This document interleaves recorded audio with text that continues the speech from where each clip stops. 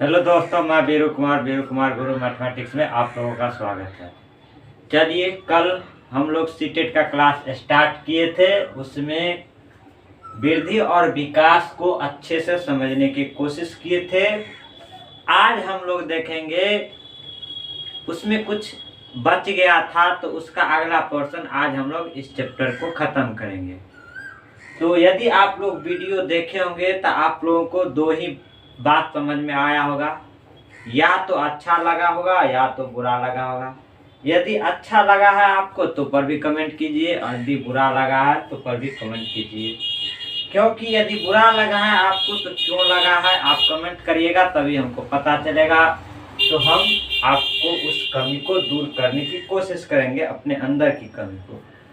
तो देखिए, वृद्धि और विकास हम अपने तरफ से आपको समझाने की पूरी कोशिश की थी, और सीटेट में कैसे क्वेश्चन बनाना है और कैसे क्वेश्चन पकड़ना है इसके बारे में हम आप लोगों को बताए थे। तो अब देखिए, आज हम लोग वृद्धि की अवस्था जो होता है हम आपको पहले ही बता देते हैं। हेडिंग आज का होगा कि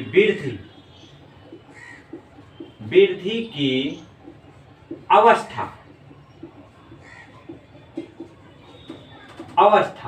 आप लोगों को हम पहले बता दें कि वृद्धि की अवस्था आज पढ़ रहे हैं, तो जब वृद्धि की बात किया जाएगा तो यहाँ विकास भी आ जाएगा। तो हम यहाँ ए भी लिख सकते हैं, वृद्धि या विकास। क्या लिखेंगे? वृद्धि या विकास नहीं, वृद्धि या विकास नहीं रख सकते हैं। वृद्धि को तो हम विकास कह ही सकते हैं, विकास। तो वृद्धि विकास की अवस्था के बारे में हम आज जानेंगे कि वृद्धि और विकास की क्या अवस्था होती है, कैसे कैसे वृद्धि और विकास चलता है, उसके बारे में आज हम लोग जानेंगे। तो देखिए, सबसे पहला जो अवस्था होता है शैशव अवस्था होता है। हम पहले आप लोगों को बता देते हैं कि बच्चा जब जन्म लेता है तो वो शैशव अवस्था में पहले आता है। तो शैशव अवस्था होता है, क्या होता है? शैशव अवस्था। बच्चा जब जन्म लेता है तो पहले शैशव अवस्था के अंतर्गत आता है। तो हम लिखेंगे शैशव अवस्था।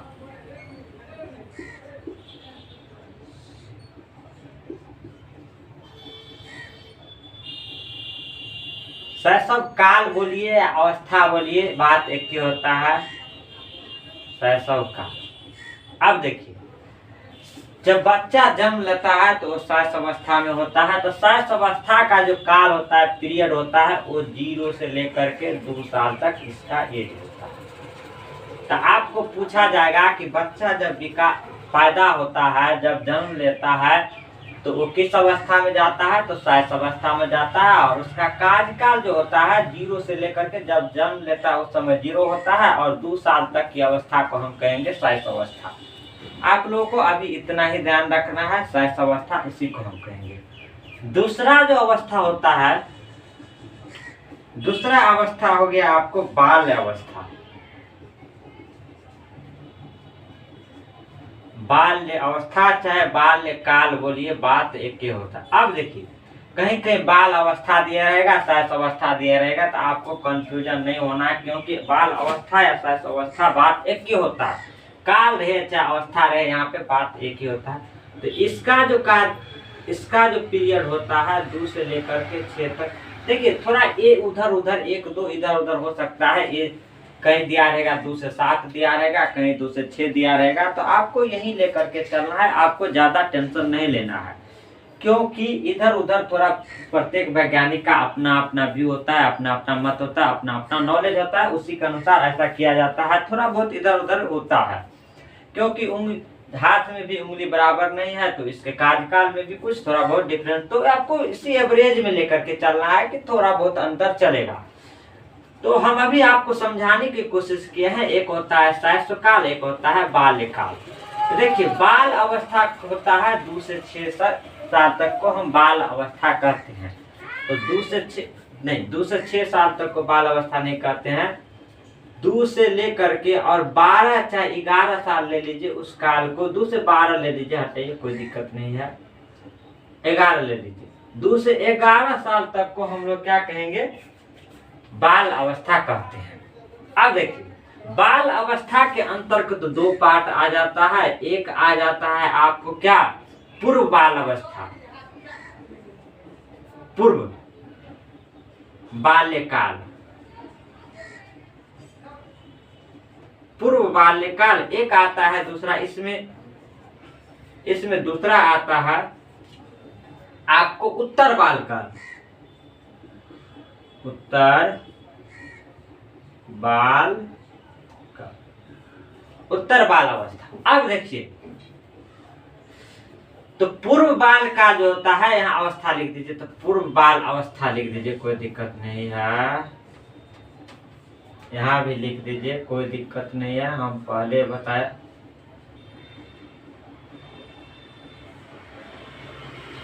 अब देखिए, पूर्व बाल अवस्था और उत्तर बाल अवस्था। तो देखिए, पूर्व बाल अवस्था का जो कार्यकाल होता है 2 से 6 साल तक होता है, और इसका जो होता है 7 से 11 या 12 आप ले सकते हैं। तो हम अभी आपको समझाने की कोशिश किए हैं, मोटे मोटे तौर पर समझा रहे हैं, इसका हम डिटेल अभी जस्ट पढ़ने वाले हैं। तो बाल्यकाल की जो अवस्था होगा 2 से 11 साल ले लीजिए। उसमें बालकाल 2 पार्ट में डिवाइड होता है। एक होता है पूर्व माने होता है पहले, तो पहले पूर्व बाल अवस्था होता है 2 से 6 साल तक, और उत्तर बाल अवस्था होता है 7 से 11 साल तक के काल को हम उत्तर बाल अवस्था पढ़ेंगे। अब इसको थोड़ा हम डिटेल से पढ़ने की कोशिश करते हैं। और देखिए, तीसरा जो होता है, एक तीसरा भी पढ़ लीजिए। तीसरा होता है किशोर अवस्था। क्या होता है? किशोर अवस्था, किशोर अवस्था। तो इसका कार्यकाल देखा जाता है तो 12 से लेकर के 18 तक, थोड़ा बहुत इधर कहीं कहीं 12 से लेकर के 13 से लेकर के 19 भी आता है। तो इसमें आपको थोड़ा कंफ्यूजन नहीं होना है, क्योंकि इधर उधर थोड़ा चलता है, 1-2 साल का फर्क देखा जाता है। तो उस पर उतना दिमाग नहीं लगाना है आपको। फिर से हम समझा रहे हैं, यदि शैशव अवस्था का काल पूछेगा तो 0 से 2 साल को शैशव अवस्था कहते हैं। बाल अवस्था का कार्यकाल पूछेगा तो 2 से 11 साल तक को बाल अवस्था कहते हैं। अब बाल अवस्था 2 पार्ट में डिवाइड होता है, पूर्व बाल अवस्था और एक होता है उत्तर बाल अवस्था। तो पूर्व बाल अवस्था का कार्यकाल 2 से 6 साल तक, आपको इसको याद रखना है, क्योंकि डायरेक्ट क्वेश्चन यहीं से आता है। और उत्तर बाल अवस्था आपको 7 से 11 साल तक को उत्तर बाल अवस्था कहते हैं। किशोर अवस्था की बात किया जाए तो 12 से 18 साल तक किशोर अवस्था कहा जाता है।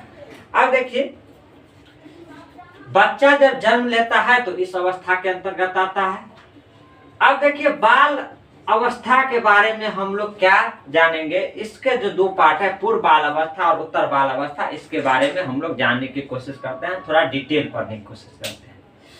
तो इस तरह बच्चा का विकास होता है, शैशव अवस्था, बाल अवस्था, किशोर अवस्था, और आगे जाकर के प्रौढ़ अवस्था, फिर बूढ़ा अवस्था जाता है।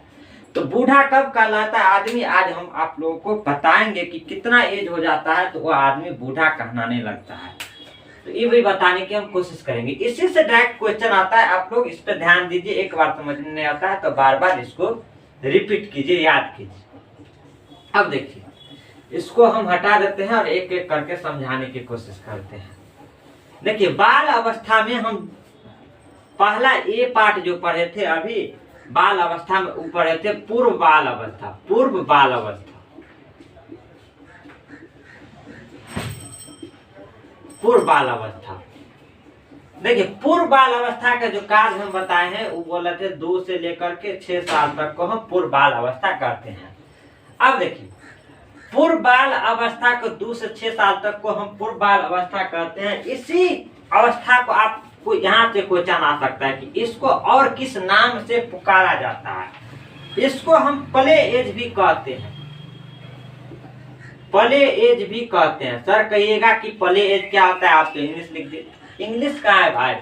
प्ले एज माने खेलने की उम्र इसको बोला जाता है, कि पूर्व बाल अवस्था में बच्चा खेलता है ज्यादा। आप देखिएगा, जब 2 साल से 6 साल तक का जो बच्चा होता है उसको खेलने में ज्यादा मजा आता है, तो इसीलिए इसको प्ले एज कहा गया है, क्योंकि इसको खेलने में मजा आता है। तो आपको यहाँ से भी क्वेश्चन आ सकता है कि प्ले एज किसको कहते हैं, तो पूर्व बाल अवस्था या चाहे बाल अवस्था को प्ले एज कहा जाता है, ये पूछा जाता है आपको। अब देखिए, इसी को दूसरा नाम ये भी कर सकता है कि प्री प्री गैंग एज कहते हैं, गैंग एज भी इसको बोला जाता है, प्री गैंग एज बोला जाता है इसको। प्री गैंग एज कहिएगा सर, प्री गैंग एज का मतलब क्या हुआ? तो गैंग माने होता है कि एक साथ बच्चों के साथ समूह में रहने को कहते हैं गैंग। तो उससे पहले का एज बोला जाता है कि गैंग आगे जाकर के बनाएगा, उससे पहले का एज बोला जाता है। इसीलिए प्री, प्री माने हो गया पहले, गैंग से पहले का एज इसको बोला जाता है कि इस एज में दोस्त नहीं बनाता है, आगे जाकर के बनाएगा। अब देखिए इसी एज को, पूर्व बाल अवस्था को एक नाम से और हम लोग जानने की कोशिश करेंगे, pre school age. Pre school age भी इसको बोला जाता है। आप कहिएगा सर इसको प्री स्कूल एज कैसे? तो आप देखते होंगे जब भी बच्चा का एडमिशन होता है तो 6 वर्ष के उम्र में ही बच्चे का एडमिशन होता है। सरकार अनिवार्य कर दिया है कि जब तक बच्चा 6 साल का नहीं होता है उसको स्कूली शिक्षा नहीं दिया जा सकता है। तो इसीलिए स्कूल जाने से पहले का एज इसीलिए प्री लग गया, इसीलिए प्री स्कूल एज इसको बोला जाता है। तो आप लोग को इतने प्रकार से इस क्वेश्चन को पूछा जा सकता है। और एक क्वेश्चन आप लोगों को पूछा जा सकता है, क्या पूछा जा सकता है कि इसको लैंग्वेज इंपोर्टेंट काल कहलाता है। लैंग्वेज के लिए लैंग्वेज एज भी इसको कहते हैं, क्योंकि इस काल में जो होता है बच्चे भाषा को एक्वायर ज्यादा करते हैं। इस काल में बच्चे भाषा सीखने में ज्यादा रुचि लेते हैं, क्योंकि इस एज में बच्चा को बहुत ज्यादा प्रॉब्लम आता है भाषा सीखने में। तो आपको ऐसे क्वेश्चन एराइज किया जाएगा कि भाषा सीखने का सबसे संवेदनशील अवस्था कौन सा होता है? तो आपको मार के आना है पूर्व बाल अवस्था, नहीं तो प्ले एज, नहीं तो pre gang age, pre school age. ये सारा ऑप्शन क्यों न कोई एक क्वेश्चन इसमें से आता है। बार बार इस क्वेश्चन को तो बार बार पूछा जाता है, क्योंकि सीटेट का ये फेवरेट क्वेश्चन बन गया है आजकल कि भाषा सीखने का सबसे संवेदनशील अवस्था कौन सी होती है? तो पूर्व बाल अवस्था होती है भाषा सीखने का सबसे संवेदनशील अवस्था। हम एक एक करके आपको समझाने की कोशिश की है। यदि आपको नहीं समझ में आया है तो फिर से हम एक बार समझा देते हैं। देखिए पूर्व बाल अवस्था की कार्यकाल होता है 2 से 6 साल तक, उसी को बोला जाता है play age, pre gang age, pre school age, important language age. क्योंकि इस एज में लैंग्वेज सीखने के लिए बहुत ही अच्छा समय होता है बच्चे के लिए, इसलिए इसको कहा गया इम्पोर्टेंट माने महत्वपूर्ण काल होता है लैंग्वेज के लिए। तो इसी तरह इसी से क्वेश्चन उठाया जाता है। आप लोगों को हम जितना पढ़ा रहे हैं उतना पढ़ के जाना है और अच्छे से तैयारी करके जाना है, तो आप लोग अच्छा से बना करके आ सकते हैं। चलिए यहाँ पे हमको बाल अवस्था का जो फर्स्ट पार्ट था पूर्व बाल अवस्था, ये यहाँ पर खत्म होता है। अब हम इसका दूसरा पार्ट देखेंगे कि उत्तर बाल अवस्था क्या होता है। उत्तर बाल अवस्था का आप लोग कार्यकाल बताइएगा कि उत्तर बाल अवस्था का कार्यकाल हम क्या बताए थे अभी। तो उत्तर बाल अवस्था का जो कार्यकाल बताए थे आपको, हम अभी बताए थे 7 से 11 साल तक को। बी पार्ट में हम बताए थे कि उत्तर बाल अवस्था,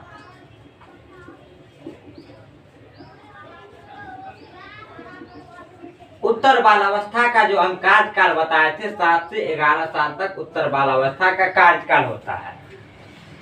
देखिए इसको भी बहुत सारे नाम से पुकारा जाता है। इसको देखो, इसको बोला जाता है गैंग एज। इससे पहले वाला को बोला जाता था प्री गैंग एज माने पहले वाला, और इसको बोला जाता है गैंग एज। इसको क्या बोला जाएगा? Gang as. Gang as. अब कहिएगा सर गैंग एज क्या होता है? तो गैंग एज जो होता है कि इस अवस्था में जो 7 से 11 साल का जब बच्चा का उम्र होता है, तो इस अवस्था में बच्चा क्या होता है? मित्र बनाने लगता है।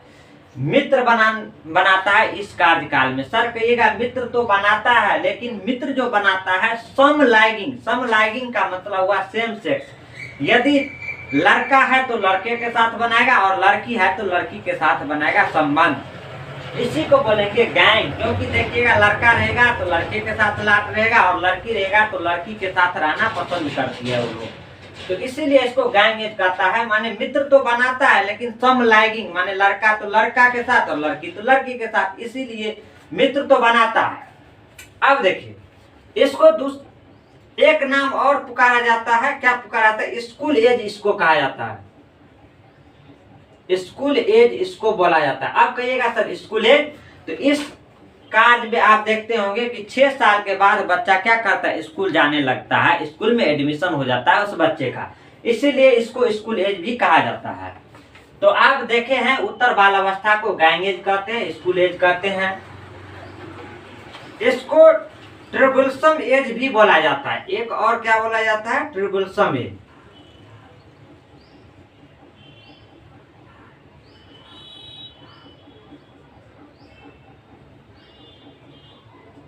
एज, ट्रिबुलेशन एज का मतलब होता है कि इस अवस्था में जो बच्चा होता है झगड़ता ज्यादा है, लड़ाई ज्यादा करने लगता है, आपस में ईर्ष्या घृणा करने लगता है, इसीलिए इसको कहा जाता है ट्रिबुलेशन एज भी बोला जाता है इसको। और आपको हम एक एक पॉइंट समझाने की कोशिश की है कि उत्तर बाल अवस्था को क्या कहते हैं? गैंग एज कहते हैं, स्कूल एज कहते हैं, ट्रिबुलेशन एज कहते हैं। गैंग एज माने, गैंग एज का मतलब हुआ, हिंदी में हम आपको बताने की कोशिश कर रहे हैं, गैंग एज का मतलब हुआ कि बच्चे जो होता है अपने दोस्तों के साथ एक साथ रहना पसंद करते हैं, मित्र बनाते हैं, लेकिन मित्र जो बनाते हैं सम, माने लड़का है तो लड़के के साथ और लड़की है तो लड़की के साथ मित्र बनाएगी। स्कूल एज का मतलब हुआ कि इस अवस्था में जो होता है 7 से 11 साल में बच्चे स्कूल जाने लगता है। और ट्रिबुलेशन एज का मतलब हुआ कि इसका कहने का मतलब ये हो कि बच्चा इस अवस्था में झगड़ता ज्यादा है, लड़ाई ज्यादा करता है, आपस में एक दूसरे से बहुत ईर्ष्या करने लगता है। तो अभी हम आपको बाल अवस्था का जो पार्ट था वो दोनों समझाने की कोशिश किए। अब हम लोग देखते हैं किशोर अवस्था क्या होता है। किशोर अवस्था के बारे में कुछ जानकारी लेते हैं। अभी देखिए आप लोगों को 3 जो पढ़े थे किशोर अवस्था,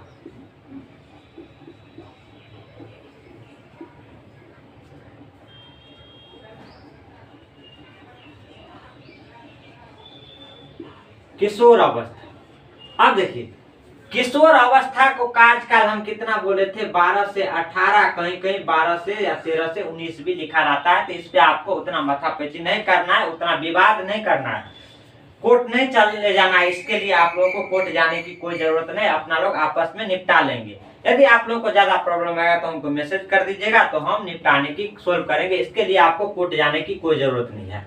अब देखिए किशोर बाल अवस्था होता है। किशोर बाल अवस्था का कार्यकाल होता है 12 से 18 साल। इस एज को सबसे जो इम्पोर्टेंट एज होता है यही होता है, इसको कहा जाता है तनाव और तूफान की अवस्था। तूफान, तनाव और तूफान की अवस्था इस कार्यकाल को कहता है। तो सर कहिएगा तनाव और तूफान की अवस्था क्या होता है? तो हम आप लोगों को बता दें कि तनाव और तूफान की अवस्था इसीलिए इसको कहा जाता है कि इस अवस्था में बच्चा जो है ज्यादा तनाव में रहता है, अपने भविष्य को लेकर के चिंता करने लगता है। हम क्या है, क्या करें, क्या करना है, भविष्य में आगे के बारे में, अपने बारे में बच्चा सोचने लग जाता है जब 12-13 साल प्लस होने लगता है बच्चा।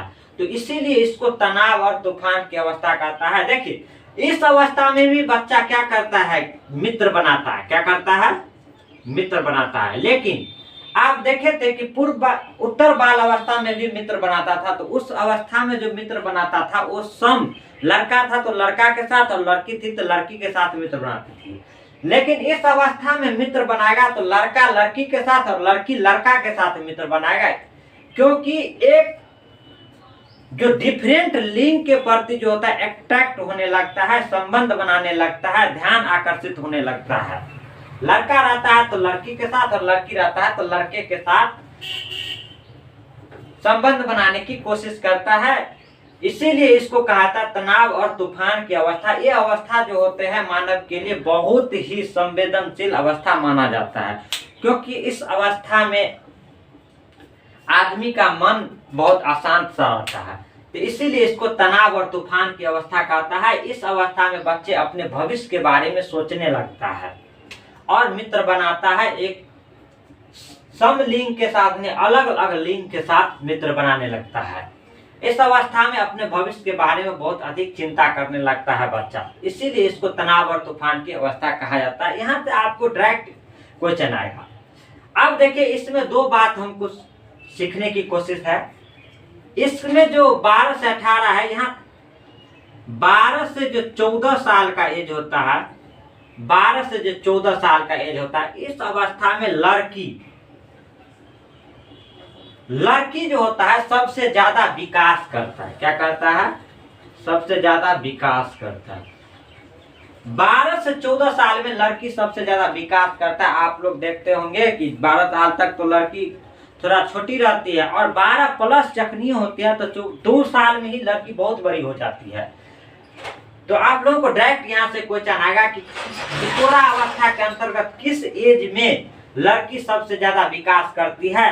तो लड़की 12 से 14 साल में लड़की लड़का की अपेक्षा ज्यादा विकास करती है। इस एज में लड़का कम करता है और लड़की ज्यादा विकास करती है।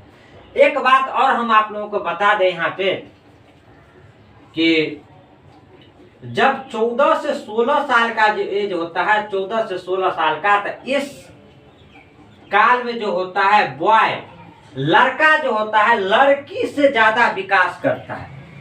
लड़की से ज्यादा क्या करता है? विकास करता है। माने देखिएगा कि जखनी 14-16 साल का होता है, लड़का की हाइट उसका बढ़ जाता है, वो थोड़ा देखने में बड़ा लगने लगता है, थोड़ा डेंजरस लगने लगता है देखने में। तो इन दोनों बातों को आप लोग को याद रखना है। हम ज्यादा देखिए समुद्र नियम पूछने की कोशिश कर रहे हैं आप लोगों को। सिर्फ जहां से क्वेश्चन एराज होता है आपको लोगों को समझ में आना चाहिए। चाहे जिससे भी आप पढ़ाई कीजिए, आप यदि मान के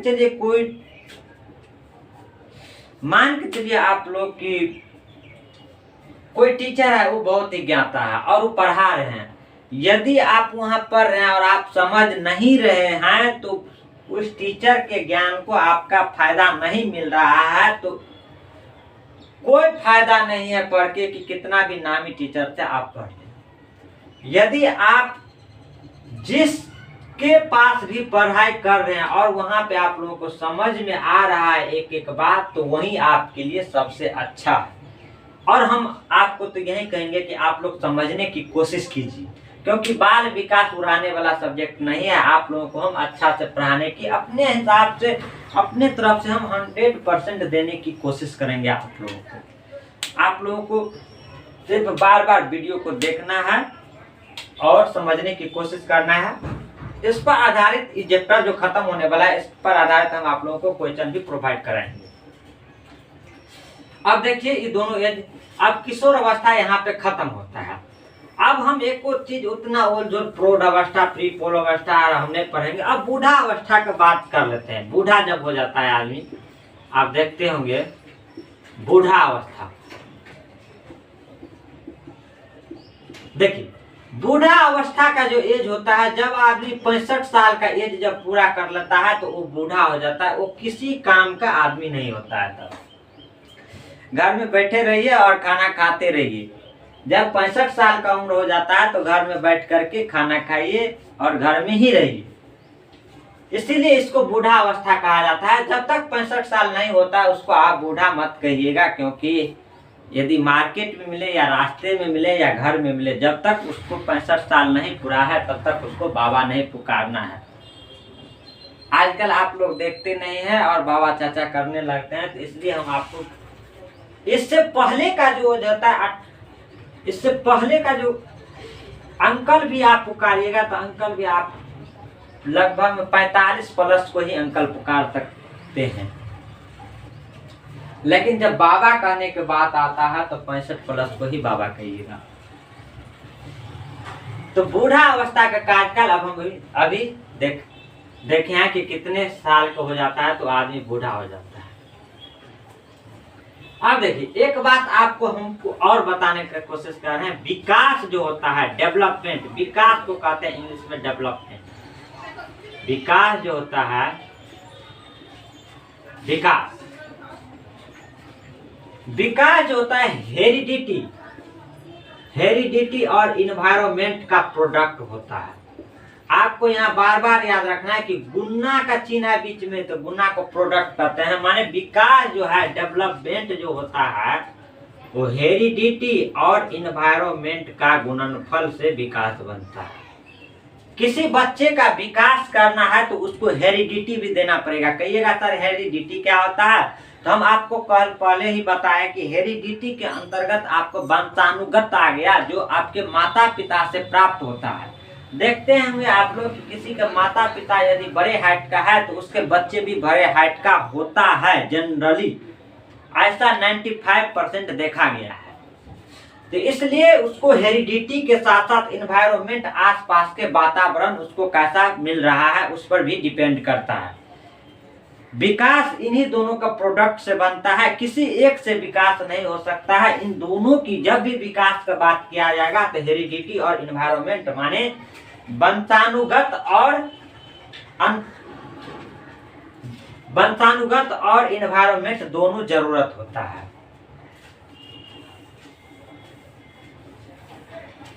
देख, एक बात आप लोगों को बता दे कि एक होता है नेचर और एक होता है नर्चर।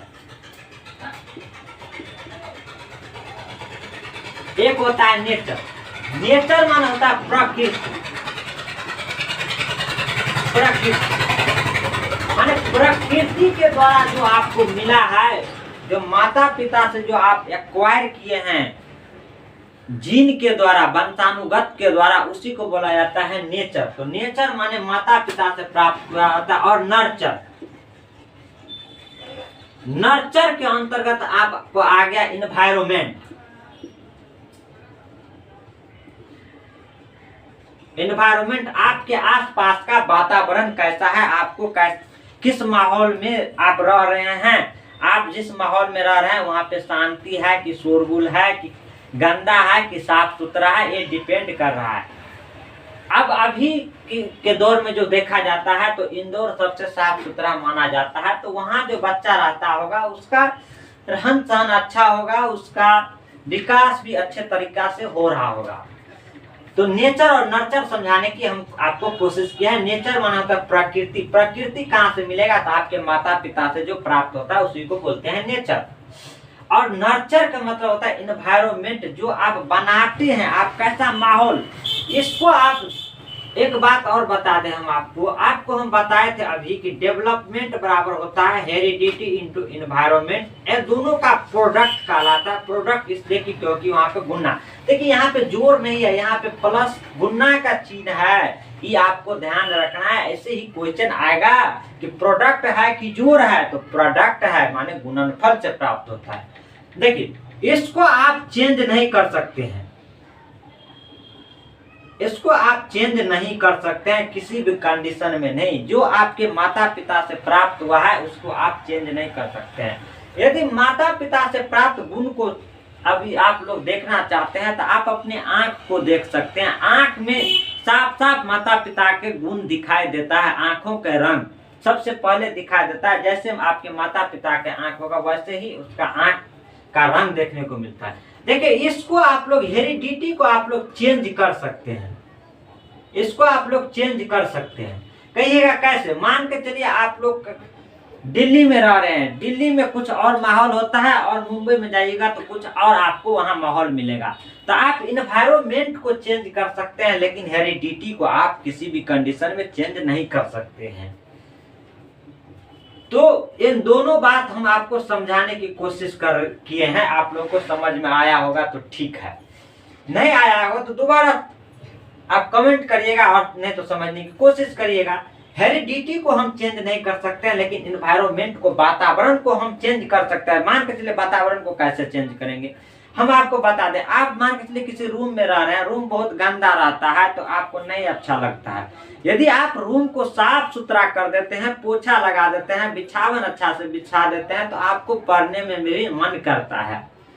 पढ़ने में मन करता है तो आप इन्वायरमेंट को चेंज कर दी, इसको थोड़ी चेंज किए हैं। आप अपने शरीर में जो माता पिता से प्राप्त हुआ था उसको थोड़ी चेंज किया, आपने अपने आसपास के वातावरण को चेंज किए हैं, माने इन्वायरमेंट को आप चेंज किए हैं। एक बात आप लोगों को और बता दें, आज इस चैप्टर को खत्म कर देंगे और होगा तो रात में हम आप लोगों को इस पर आधारित जितना प्रीवियस ईयर क्वेश्चन पूछा गया वो क्वेश्चन हम आपको बताने की कोशिश करेंगे। अब देखिए अब हमको क्या पढ़ना है, अधिगम पढ़ना है। अधिगम के बारे में अब पढ़ना है। अधिगम क्या होता है? अधिगम, देखिए अधिगम का अर्थ होता है सीखना। अधिगम का अर्थ ही होता है सीखना। आपको याद रखना है कि अधिगम का अर्थ होता है सीखना। आप जो अपने तरीके से कोशिश करते हैं, एफर्ट लगाते हैं सीखने के लिए, वही अधिगम कहलाता है। कि अपने तरफ से जो आप कोशिश कर रहे हैं कुछ करने का, तो उससे जो सीखने को मिलता है वही कहलाता है अधिगम। वही क्या कहलाता है? अधिगम। बच्चा जो जन्म लेता है तभी से, बच्चा जो जन्म लेता है तभी से उसका अधिगम क्या होता है? चालू हो जाता है। बच्चा जब जन्म लेता है तभी से उसका अधिगम चालू हो जाता है। तो अधिगम का अर्थ होता है सीखना। आप एफर्ट लगा करके सीखते हैं। देखिए अधिगम के द्वारा जो होता है बच्चे का सर्वांगीण विकास होता है। क्या होता है? सर्वांगीण विकास होता है। सर्वांगीण विकास होता है माने सभी तरह का उसका विकास होता है। आप कुछ सीखते हैं तो सभी तरह का विकास आपका हो रहा है कि नहीं हो रहा है, तो इसी को बोलते हैं सर्वांगीण विकास। अधिगम के द्वारा आप सर्वांगीण विकास कर सकते हैं।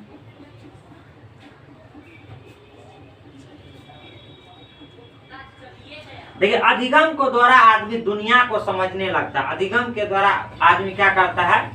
दुनिया को समझने लगता है। दुनिया को समझने लगता है अधिगम के द्वारा। तो विकास का अधिगम में संबंध, देखिए एक बात और यहाँ पे आ गया कि विकास का अधिगम और विकास के बीच में क्या संबंध है, इसके बारे में हम आज जानने की कोशिश करेंगे। अधिगम का विकास से संबंध, का विकास से संबंध। अधिगम का विकास से क्या संबंध होता है इसके बारे में हम जानते हैं। देखिए विकास, आपका अधिगम हो रहा है इसका मतलब आपका विकास हो रहा है। विकास के अंतर्गत तो हम कल ही बताए थे कि जितना भी पॉजिटिव घटना होता है सब विकास के अंतर्गत आता है। आप कुछ सीखते हैं, आपका वेट बढ़ जाता है, आपका हाइट बढ़ जाता है, आपका भार बढ़ जाता है, आपका ब्रेन डेवलप हो रहा है, ये सब विकास के अंतर्गत आता है। तो मान के चलिए कि यदि एक पक्ष आपका डैमेज हो जाता है, मान के चलिए आपका पैर टूट गया, तो कल आप स्कूल नहीं जा पाइएगा। आपको बाथरूम जाने में भी प्रॉब्लम आएगा, कहीं भी जाने में, कोई काम करने में भी प्रॉब्लम आएगा। तो आपका विकास प्रभावित हुआ कि नहीं हुआ? आप यदि स्कूल जाते तो आपका अटेंडेंस बनता, आप पढ़ाते बच्चों को, आप कुछ सीखते, तो आपको विकास को प्रभावित किया है। इसीलिए कहा जाता है कि अधिगम से भी विकास प्रभावित होता है। हम आपको एक बात और बता दें कि विकास का प्रत्येक पक्ष जो होता है एक दूसरे से जुड़ा हुआ है। आपको हम कल बताए थे, ऐसे विकास का जो चरण होता है वो हम आपको बताने की कोशिश कर रहे हैं। देखिए ये आपको याद रखना है, किसी भी कंडीशन में आपको याद रखना है। आज के लिए लास्ट टॉपिक है। देखिए विकास की चरण, विकास की चरण, विकास की चरण। तो देखिए आपको ऐसे याद रखना है, PCSE, ऐसे इसको याद रखना है, PCSE, PCSE। अब बता रहे हैं, इसी से पूछेगा पहले फिजिकल, फिर कॉग्निटिव, फिर सोशल, फिर इमोशनल। देखिए फिजिकल का मतलब होता है शारीरिक विकास। क्या होता है? शारीरिक विकास, शारीरिक विकास। फिजिकल का मतलब हुआ शारीरिक विकास। फिजिकल इंग्लिश में बोलेंगे फिजिकल, शारीरिक। आपका शरीर का जो विकास होता है वही कहलाएगा फिजिकल। पहले आपका शरीर का विकास होता है, फिर आपको 2 नंबर में आ गया संज्ञानात्मक विकास। क्या? संज्ञानात्मक विकास, संज्ञानात्मक विकास। आपके जो ब्रेन के अंतर्गत जो विकास हो रहा है उसी को संज्ञानात्मक विकास कहते हैं। आप कुछ सीख रहे हैं, आपका मानसिक विकास हो रहा है, आपके ज्ञान में वृद्धि हो रहा है। उसको आप तो नाप तो नहीं सकते हैं, लेकिन अनुभव जरूर कर सकते हैं। आप कुछ सीखे हैं आज, तो उच्च तरह के विकास को हम बोलेंगे संज्ञानात्मक विकास। फिर होता है सोशल माने सामाजिक विकास, सामाजिक विकास होता है विकास। अब समाज के द्वारा क्या सीख रहे हैं, समाज से आप क्या प्राप्त किए हैं, समाज से क्या अनुभव मिला है आपको, उस तरह के विकास को हम कहेंगे सामाजिक विकास। फिर होता है संवेदनात्मक विकास।